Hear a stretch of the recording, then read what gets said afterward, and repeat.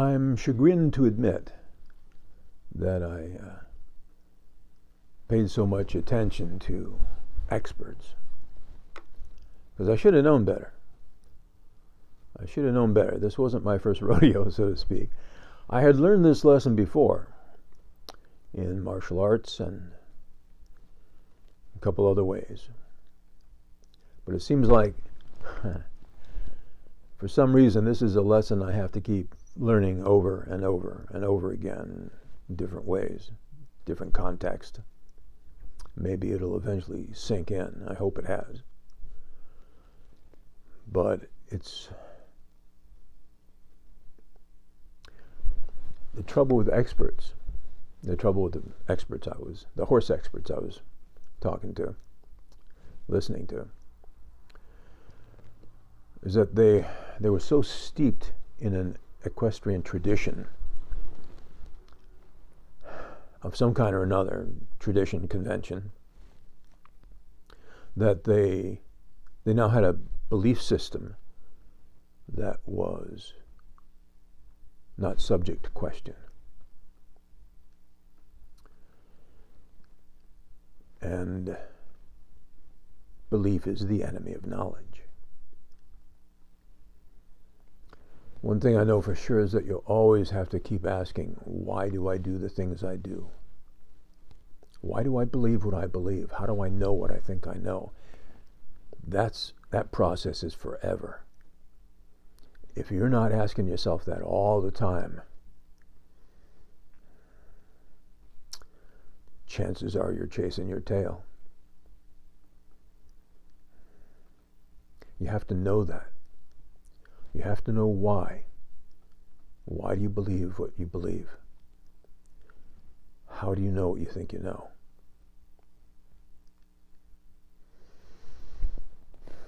But I seemed to forget about that at the time, and I had to relearn it. So because I didn't know anything, I read everything by everybody, from Podofsky to Pirelli, A to Xenophon. And there were quite a few contradictions. English, Western, dressage, yada yada. And so again, one of the things I learned from martial arts that I could apply here is that there's 1,000 flavors of karate, and if you try and study all the differences between them, you can go quite mad. If you, on the other hand, look for what they all have in common, what are the foundations of all this stuff? What is it all based on? There's a good chance that you might find some kernels worth keeping in there. So that's what I started to do. Some of the things that all these experts advocated, I decided to not adopt for my own. But some things I did. You have to learn to take what's good, what's workable, what's true, and just don't worry about what isn't. Nobody's perfect. Nobody's 100%. So, one author, one horseman can be quite right about one thing and be completely wrong about something else. So, you have to learn to recognize the truth when you see it. That's not as easy as it sounds.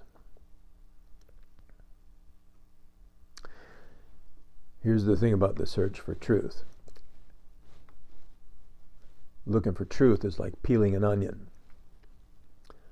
You do it layer by layer, and it'll make you cry.